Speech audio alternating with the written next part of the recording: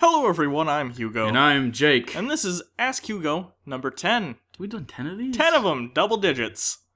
Diaz. Yes. So before this episode starts, we are doing our limited time t-shirt sale right now. Go ahead and click this link. It is a Teespring. Yeah. We only do these twice a year. So, right. So if it's not November of 2014, you missed it. Yeah. But there's a new one eventually. Yeah. Or you missed that one too, and now you're in this weird limbo. If you want a t-shirt though, now is the time. Probably not going to do one until like the middle of next year. So yeah, definitely time to get on that if you want it. Other than that, I think we can start with the questions. Jake, will you read them? Because that's your role here. I could try. Gigitat 64, which sounds like a Nintendo 64 game that has questionable morals. Hugo, do you think that anonymity gained from the internet is overall a good thing or a bad thing? I.e., we can freely talk about things that are generally considered uncomfortable to talk about them in public, but people can also use the internet to attack or annoy people. I pretty much agree with what you're alluding to in the comment, and I think that the internet can be an amazing thing. It's the only place in modern media where we could possibly have this show, for instance. Yeah. And it's a great place for people to get their opinions out there and to openly discuss things without fear of persecution or anything like that. For the most part, I'd say. Especially here. Yeah. The problem is, though, like you said, that sort of anonymity gives certain people free reign to be assholes without repercussions. Yep. So some people will say things here that in real life they would never say because it's just a dick thing to say, like insulting people, saying they're gonna kill them, saying they're doing stuff to their mothers, whatever.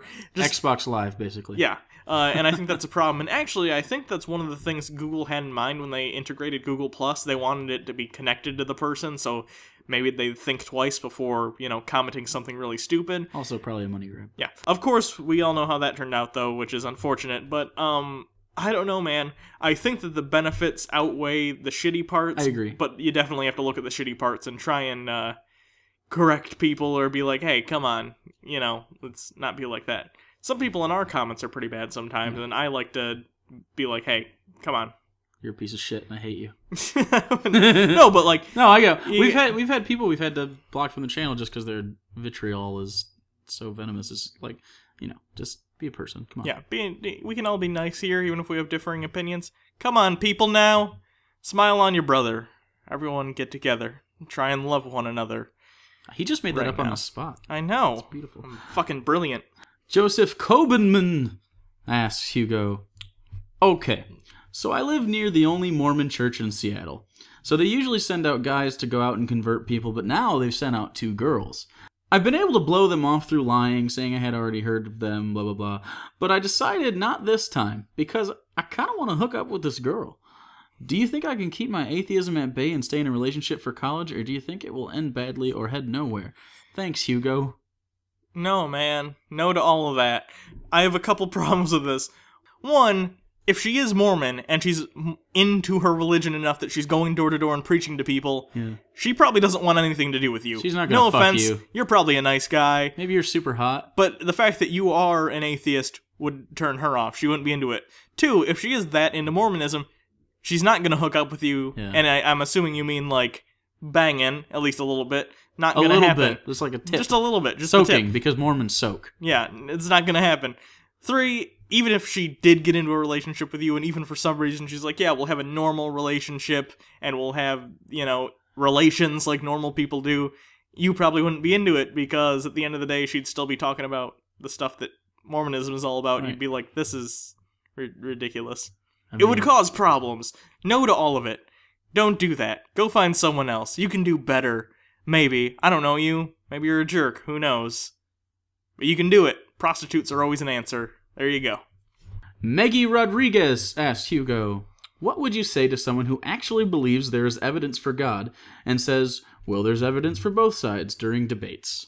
I would say, what evidence? And they would present me with whatever thing they think is evidence, and I would explain to them why I don't consider that evidence. I wouldn't obviously just say, no, there isn't, because that's just as bad as them saying, yes, there is.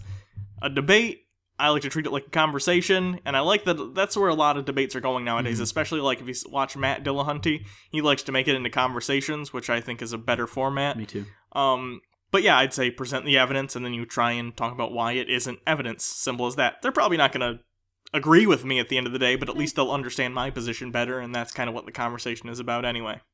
Chris Chetney asks, hey Hugo, I also grew up in a religious household where I had to attend church every Sunday. My question is, are there any church hymns that creep into your brain from time to time? Not necessarily church hymns, but I did go to a Baptist Christian school, and in the mornings in the younger grades, we would sing songs, kind of like kid church songs, almost like Sunday school, but every day at school. And there's two that I remember. One was they took the song Take Me Out to the Ball Game and made it about Jesus. Take the nails out of Jesus. No, it was like... They are hurting his hands.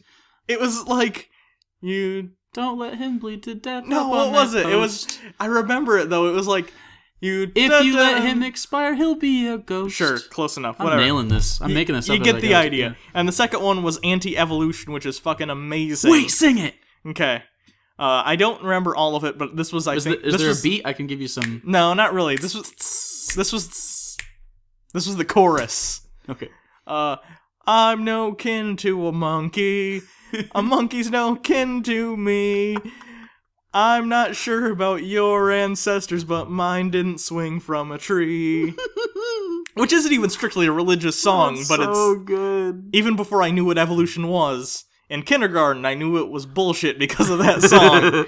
So thanks, Baptist school. 00 Valiant Faye asks, do you think eventually religion will be a thing of the past? I mean, as long as we don't wipe ourselves out first, which is entirely likely. No, I think as long as there are people, there'll be some sort of religion. I think what will change is how we practice it and how religion is viewed. If you can look in the past and see that religion, just in general, has evolved. It used to be, you had places that worship things like the sun, and more natural phenomena, and you had people who would worship animals, for instance. If you look at Incan cultures, Incan, Mayan, it was one of those, I believe, that had kind of an animal thing going for them. It anthropomorphizes itself over time, and then you kind of get... Egypt has sort of an animal/god thing going too. Yep. You get your Greek and Roman gods who are even more humanized. Then we get to the next stage in what I would consider, and of course this is talking about Western faiths, not Eastern. You get your Jesuses and stuff like that, where it's actually a person personified, and the god aspect is more ethereal and deals with emotions and stuff as opposed to natural forces. Yeah. I think we're gonna, in the future, at least again in Western religions, I can't speak for the Eastern ones, another shift where it gets even more cerebral, if that makes sense. It's less about salvation and stuff and more about philosophy and how to live your life. Yeah. And don't get me wrong, it'll still be religion, it'll still have supernatural shit that I probably wouldn't agree with. I probably won't be alive for it anyway, but I think there will be a shift, and it'll integrate better with the modern world, hopefully. And you can kind of see the early version of that in Scientology, which, if you strip away all the religious shit, it's basically a self-help book that doesn't work. Yeah. But I mean, I agree with you. I think stuff like certain philosophies on how to live will kind of transcend into that religious thing where maybe they still have like a prime mover, or they think maybe it's more of a pantheist thing where they think they are the universe, which is small pockets of that happens. And maybe, I could definitely see something like that. It seems like kind of a hippie thing, but no, I could see that going, especially because a lot of people recently are like, Christianity isn't a religion; it's a philosophy and a relationship. They're wrong. But, they are wrong, but you can see that sort of belief system growing. Centuries, though. Yeah. Oh, yeah. Absolutely. It'll be a while. Whiplash Gaze, which sounds like a superpower on like Super Smash Bros, like a move you do. Yeah. Like whoosh. Asks Hugo, could you give us a general walkthrough of your average workday? What time you start/end, amount of time you spend slacking off, knuckling down on the hard task at hand, yours and Jake's specific jobs making each video, time you and Jake actually spend in the same room/building together, and total work hours in a day, etc. This is a great fucking question. Yeah, I don't think anyone's asked this. I don't think we've even really taken note of this. Yeah, especially since we just did our Patreon goal, so now this is our full-time job, I think it's a good time to kind of go over this. So what happens is we'll schedule a time, and actually we just got this too. Here's a picture of our calendar, and this is the month of TBR, and it also includes our other channel, Unpopular Culture, but it's mainly TBR, so it says TBR Sketch on the top. Yeah. And as you can see, we have days that the videos are supposed to come out. Some of this changes. For instance, the Goosebumps that was supposed to come out Monday came out on Thursday. So stuff moves around. But the red R's are the day we record. We're trying to record all the videos for the next week on that Thursday, which takes several hours depending on what it is. For instance, next week, we're doing a review of Heaven is For Real. So after we're done recording this Ask Hugo, which is our first video we're recording today, which Ask Hugos are short. They generally take, like half an hour to record? Yeah, about that. Then after that, we're going to go ahead and do a Let's Play for the other channel, which will take about half an hour, maybe 40 minutes to record. Yep. Then we do the Heaven is For Real. We watch the movie, we take the notes. That takes a lot longer. The movie reviews are actually, they're not like intense, but they're certainly... there's a lot of layers. Yeah. We have to watch the movie at least once, and we take notes while we're doing it so that we can keep track of it in our heads. And occasionally we'll pause it and talk to each other and kind of come up with what we're gonna say and kind of joke around. And while we don't write the episodes, we do kind of write these. Although it changes, the movie reviews change while we actually record, and I think you can tell like when we change from actually. Not necessarily reading, but kind of, because it's just like, it's basically a Cliff Notes version of what we're going to say. We'll kind of paraphrase what's written on we keep it on like a Word document. Yeah. And then we'll just spitball, because that's what we do anyways. As far as the regular Bible episodes, we haven't written a single one of those. Everything we do is improv. Basically everything besides the reviews of movies or TV shows is 100% ad-libbed. Yeah. How long would you say a Bible episode goes? And then the Bible episodes take about half an hour or so. Those are our standard bread and butter ones, so we're pretty used to doing those at that point. They used to take longer, but we've gotten way better at it. And that's all just the recording. Yeah. Now we come to the point where we edit stuff. And the editing is kind of the most time-intensive thing, as you would imagine it is. First, what we do is we clean all the audio in Audacity. Then we take the audio and import it into Power Director. We edit the audio, and we kind of get a blueprint of what we're going to have. It's the skeleton of the episode. And then we build the video or the pictures or whatever around the audio. Right. And the audio will change, especially for me. Yeah. I get a little bit nitpicky. So I'll do the audio once. I used to do it twice, but now I'm getting good enough at it to where I just do it once. Do the audio once. I'll actually add, when I do the audio, I'll add the intro after the cold open, and I'll add some random spots where I'm going to put clips if I'm going to in that episode. Like the last episode, we had like 3 clips, which is actually a lot comparatively. So I leave those open, I download them as they go, and then I just move the pictures around them. But then sometimes I'll be doing, we'll be doing a bit, or just we'll be saying a comment, and it just seems like dry or not as funny as it was the first time I heard it. And if I don't like it won't get through, and then you won't hear it. And that's where the Patreon extras come in, which I finally have enough content looking back where I can make another big Patreon extras. But and the editing's going to differ based on the kind of episode, but I'd say average maybe, I don't know, for a Bible episode 4 or 5 hours. Yeah, I'd say 4 or 5 hours at least. And that's like working. Like, it's easy to get distracted on the internet, but 4 to 5 hours I'd say, because we try to take time, and also it has to process and stuff, and there's nuances to the Power Director program to where we move stuff around and we try to make it not suck. Yeah, the Ask Hugo's are pretty quick. The Ask Hugo's probably going to take about an hour to edit, just because they're pretty quick. Yeah. As far as just our general day and how we schedule it, well, we live in the same apartment, so we see each other quite a bit. I mean, Jake has school and stuff, so sometimes he's not here, but we try and figure out when we're going to be together, and we can get as much stuff recorded as possible. As far as when we do it, it just depends. Right now, it's 7:50 at night, which is kind of weird for a work day to start then, but I mean, that's when we have time to do stuff, so that's how it works out. But tomorrow's Friday, and I have the day off, and if Hugo didn't have anything to do, we'd probably start around noon. Yeah. Maybe a little bit earlier, depends. We usually wake up around between 9 and 11. Yeah, depends on the day. Maybe we'll get some brunch.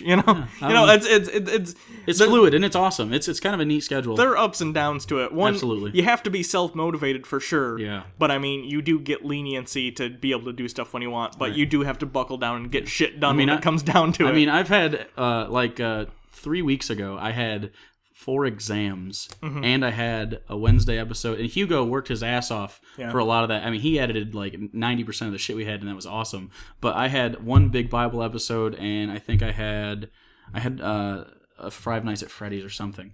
I was up till like 8 o'clock in the morning doing Yeah. all that, and I just stayed up and then came home and took a nap. So I mean, it can get kind of crazy. Yeah. But I wouldn't change it. I think the way we have it out right now, especially when I'm done with this semester, once the semester's done, the quality of everything is gonna skyrocket because I'm actually gonna be able to be here, and Hugo won't have to do all of it. Well, not all of it, but a lot of it. Yeah.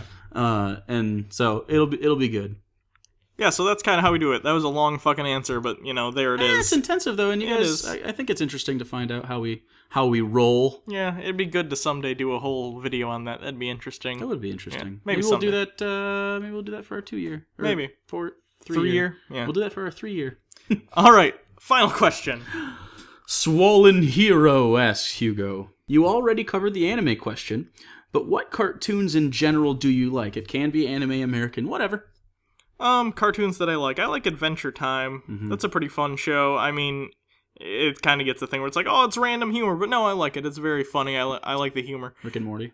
Rick and Morty is very good. I love Rick and Morty. That's one of my favorite shows right now because it reminds me of Jake and I's sense of humor. Yeah, it's crazy. I used to be a big fan of Family Guy and American Dad, and I'll still watch it, but I'm like not excited about it anymore. The Family Guy Simpsons episode was pretty funny. Yeah.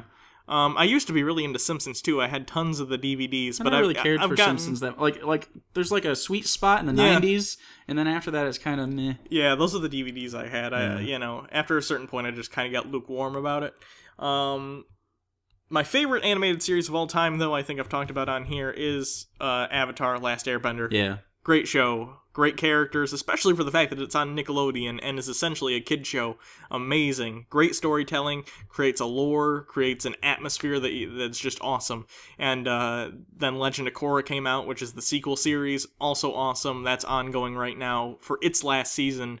And I'd say, well, the first season of Korra wasn't that great, and the second season kind of 3 and 4 have been excellent and back up to the quality of Last Airbender, so I hope in the future they get to do their own stuff. Nickelodeon's kind of fucking them right now, though, because they're not even airing it on TV. They're doing Really? Yeah. Nickelodeon's excuse has been, well, they don't sell, the toys don't sell. I've never seen one Legend of Korra action figure or toy anywhere. So they're just not pushing it. Yeah. But yeah, I mean, it's the best show Nickelodeon has probably ever produced. It's actually a good show, and I hope, since Nickelodeon probably isn't going to do anything with the property, they'll sell it to someone like Netflix and say, okay, produce any series you want now. Which would be cool, too, because it wouldn't have to be kid-friendly anymore. Not that I would say a show like that has to be it could get adult, a little more intense, though. But, like, you could have more characters die, and the because it's a show about martial arts at the end of the day. Yeah. You could have more, like, oh, he kicked him in the face, and he's kind of bloody. Like, not, like, overly violent, but, like, more realistic would be good. So I guess that's it for this episode. Indeed. As we said, the t-shirts are on sale right now. You can go check those out. They're excellent. We also have hoodies and women's sizes, tank tops, and I threw a tie-dye one up there because one person asked. Yeah. So, other than that, you can follow me at Hugo Reloaded. You can ask hidden questions there. You can follow me at Bible Reloaded. You can ask me questions, but it won't matter. You can donate to our Patreon if you want. We already beat our first goal, like we said. We're well on our way to our second one when the Quran Reloaded will start. Which will just make us super busy. Yeah. So, until next time, I'm Hugo. And I am Jake. And this has been Ask Hugo, number 10.